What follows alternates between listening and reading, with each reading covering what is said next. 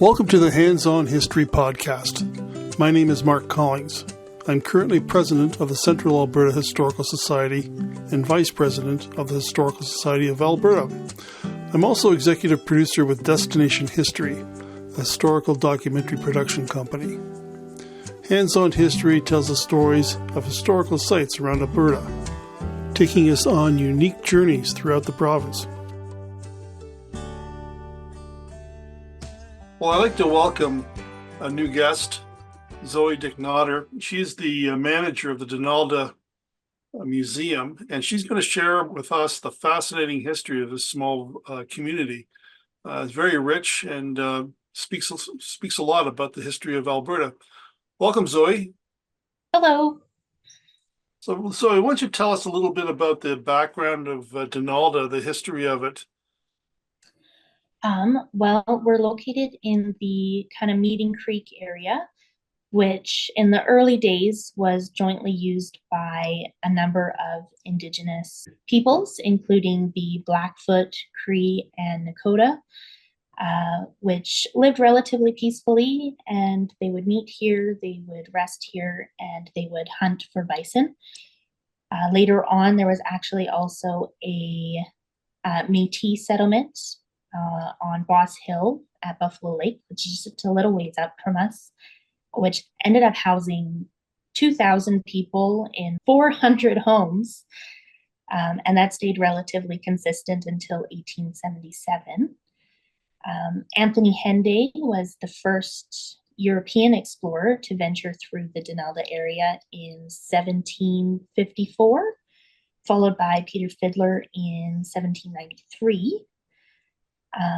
Our first actual settler who kind of claimed some land, built Donalda off of, was Lew Wallace, who came up from the US. He was 24 at the time, and he came up in the mid-1890s.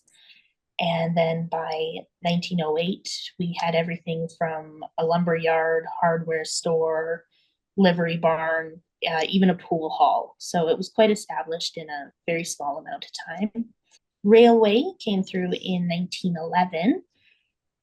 It would have been the Canadian Northern Railway. That is actually where the village ended up getting its name.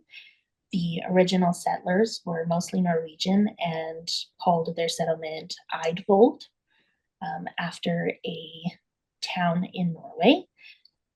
But once the railway came through, they decided to change the name to Donalda, which was actually the niece of Donald Mann, the vice president of the CNR at the time. If you were to come to Donalda today, we still have a station. We still have parts of the train tracks. However, it is now a standard fourth class station, which has been transported from Vendura, Saskatchewan in 1991. That came here. And the village is, of course, home to two historical sites, which is our Imperial Bank of Canada building and the Donalda Cooperative Creamery. Maybe you could tell me a little bit about the bank building. What's its use today? Today, it actually operates as the Donalda Gallery for the Arts. So what kind of arts projects or arts events occur there? We feature a number of exhibits, usually over the summer period. All local artists. We try to keep it as local as possible. I know in the past they've had a couple of traveling exhibits, but we try to keep it as relevant to Central Alberta as possible. We normally have the Bashaw Art Club once a year, which is lovely, and we're always happy to have them. There are a number of artists with unique styles who display usually over Canada Day.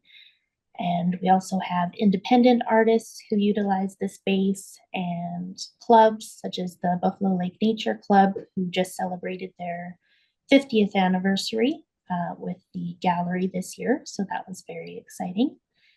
And actually, we also host a number of art classes throughout the winter when we can as well. Wow. Tell me about the creamery. It sounds like a very interesting building. The creamery actually opened up in 1924 under the title Woodland Dairy, and it was operated by Henry Page and his associate, Mr. Greenbow.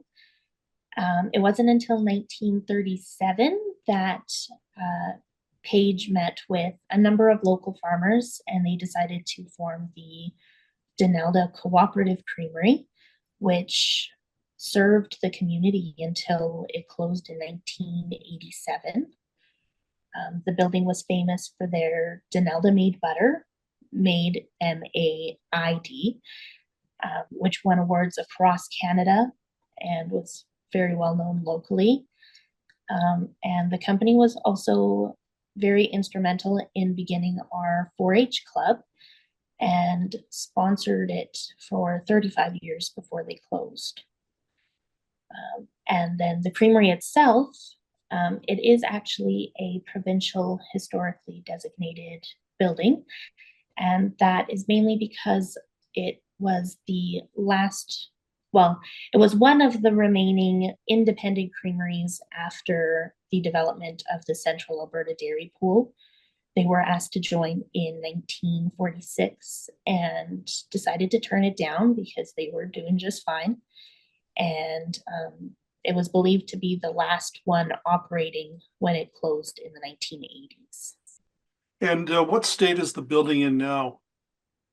It is currently undergoing restoration efforts, just due to the relative time and wear and tear of the prairie winds and environments. It has kind of succumbed to the elements. So it is closed right now as we work towards fixing it up and getting it back to its historical significance.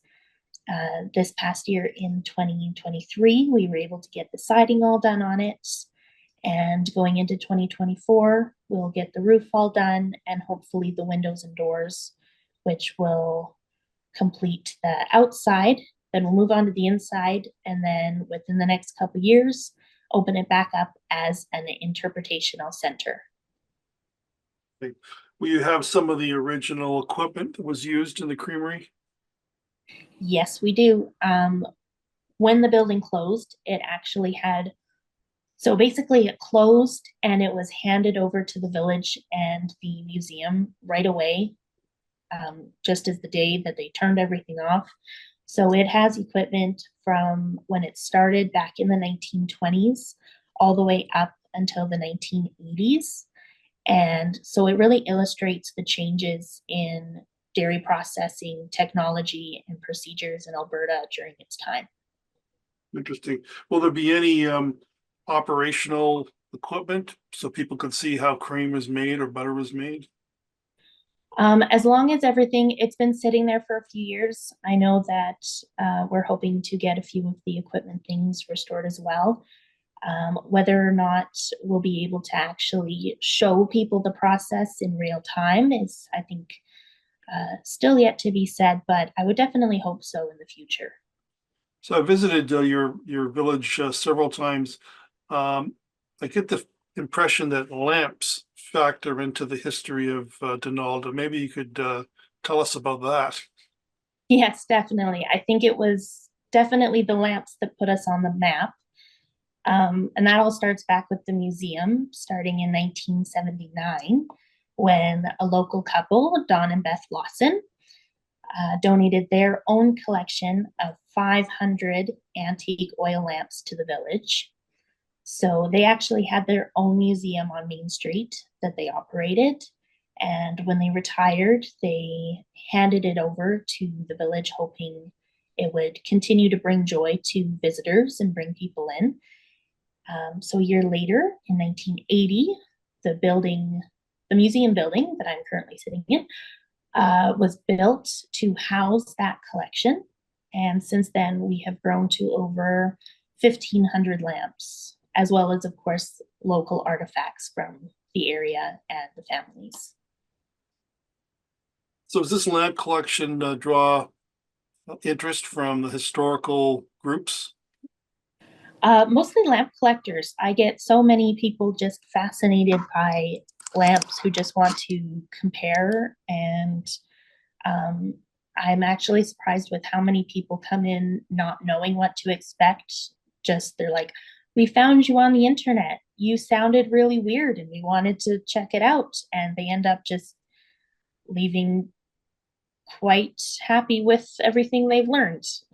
You wouldn't expect lamps to be so exciting, but there is a lot of historic value in them. And just to see the transition from like whale oil and corn husks as wicks to the what you might think as an oil lamp in your head, up until electricity. So there's a lot of historic value there, definitely. Yeah, I imagine there's a broad range of lamps for different purposes and uses in your collection. Maybe you could Oh talk yeah. a bit about those.